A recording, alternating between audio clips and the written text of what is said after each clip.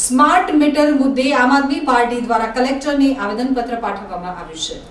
સુરત સહિત સમગ્ર રાજ્યમાં સ્માર્ટ મીટર મુદ્દે લોકોમાં રોષ ફાટી નીકળ્યો છે। તો સ્માર્ટ મીટરમાં બેફામ બિલો આવતા હોવાના આક્ષેપ સાથે સુરતમાં ખાસ કરીને વરાછા સહિતના વિસ્તારોમાં સોસાયટીઓમાં બેઠકોનો દોર શરૂ કરી ચૂક્યો છે। આ સ્થિતિમાં આજે આમ આદમી પાર્ટી દ્વારા જિલ્લા કલેક્ટરને આવેદનપત્ર પાઠવી રજૂઆત કરવામાં આવી છે। તો રાજ્યમાં સ્માર્ટ મીટર પ્રોજેક્ટ રદ કરવાની સાથે સાથે પ્રત્યેક પરિવારને માસિક 300 યુનિટ વીજળી મફત આપવા માટે રજૂઆત કરવામાં આવી છે। આમ આદમી પાર્ટી સુરત શહેર પ્રમુખ મહેન્દ્ર નાવડિયાએ આ સંદર્ભે જણાવ્યું હતું કે રાજ્યમાં ગરીબ અને મધ્યમ વર્ગીય પરિવારો માટે સ્માર્ટ મીટરો ઉઘાડી લૂંટ સાબિત થઈ રહ્યા છે। રાજ્ય સરકાર દ્વારા પહેલા જ પાવર પ્લાન્ટ સાથે કરેલા 25 વર્ષના કોન્ટ્રાક્ટમાં ફેરફાર કરી અને રાજ્યના લોકો પર ફ્યુઅલ એડજસ્ટમેન્ટ ચાર્જનો ઉદ્યોગપતિઓને ભોગવવાનો ભાર જનતા પર નાખી ચૂકી છે। તેઓએ વધુમાં જણાવ્યું હતું કે રાજ્ય સરકાર દ્વારા સ્માર્ટ મીટરની યોજના અભરાઈ ઉપર ચડાઈ દેવી જોઈએ અને તેમ છતાં જો સરકાર દ્વારા આ યોજના ઉપર પૂર્ણ વિરામ નહીં મૂકવામાં આવે તો આમ આદમી પાર્ટી દ્વારા આગામી દિવસોમાં ગલી મહોલ્લામાં જઈ અને લોકોને સ્માર્ટ મીટરના નામે થતી ઉઘાડી લૂંટ અંગે જાગૃત કરવામાં આવશે। આ સિવાય પંજાબ અને દિલ્હીની જેમ ગુજરાતમાં પણ તમામ પરિવારોને મહિને 3 યુનિટ વીજળી ફ્રી આપવા માટેની પણ માંગ કરી હતી।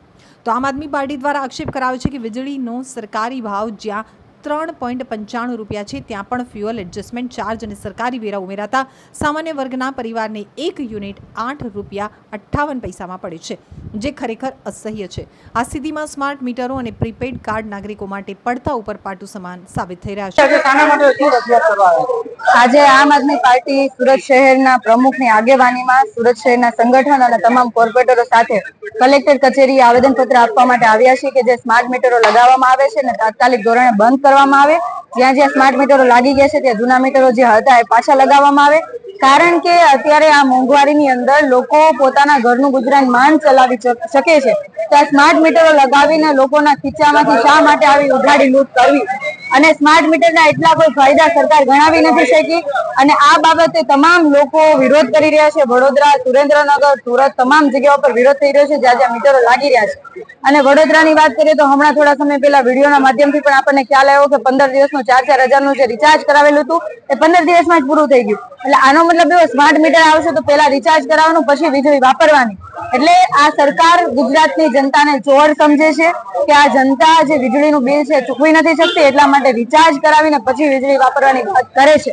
પણ અમે આ સરકારને કહેવા માંગીએ છીએ કે અત્યાર સુધી કોઈ એવા કિસ્સાઓ બનતા નથી કે વીજળી ચોરી થતી હોય અને જો ચોરી થતી હોય તો એમના પૂરતો જ દંડ હોવો જોઈએ, નહીં કે તમામ લોકો પ્રત્યે। આજની આ સરકાર સ્માર્ટ મીટરો લાવીને ખૂબ મોટી વાહવાહી લૂંટવા માટે સ્માર્ટ નામ આપી દીધું છે, પરંતુ અમે એટલું કહેવા માંગીએ છીએ સ્માર્ટ મીટરો લગાવવા કરતા તમે સ્માર્ટ સિસ્ટમ કરો, કેમ કે જો થોડોક ફૂલ પવન પણ વાઈ જાય તો તરત વીજળી ગુલ થઈ જાય છે। લાઈટો આખો દિવસ નથી આવતી, આખી રાત સુધી લાઈટો નથી આવતી। તો આ બાબતે તમારી સિસ્ટમને સ્માર્ટ કરો। અડધી રાતે લાઈટ ગઈ હોય અને ગ્રાહક જો ફોન કરે જીબીમાં તો ફોન લાગતા નથી, વ્યસ્ત આવે છે, લાગે તો કોઈ ઉઠાવતું નથી।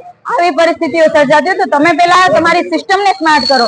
ગામડાઓની અંદર હજી પણ તમે 24 કલાક સુધી વીજળી આપી નથી શક્યા તો તમે કઈ સ્માર્ટ મીટર લગાવવાની વાત કરો? એટલે આનો મતલબ પોતે નિષ્ફળ નીવડ્યા છે તો ચાલશે, પણ લોકોના ખીચામાંથી સ્માર્ટ રીતે કઈ રીતના ઉઘાડી લૂંટ કરવી એના માટેનું સ્માર્ટ મીટરનું કાવતરું લાવ્યા છે જે તાત્કાલિક ધોરણે બંધ કરવામાં આવે। જો બંધ કરવામાં નહીં આવે તો તમામ લોકોને સાથે રાખીને ખૂબ મોટા પાયે આંદોલન કરીશું। એ બાબતે કલેક્ટરને આવેદનપત્ર આપવા આવ્યા છે।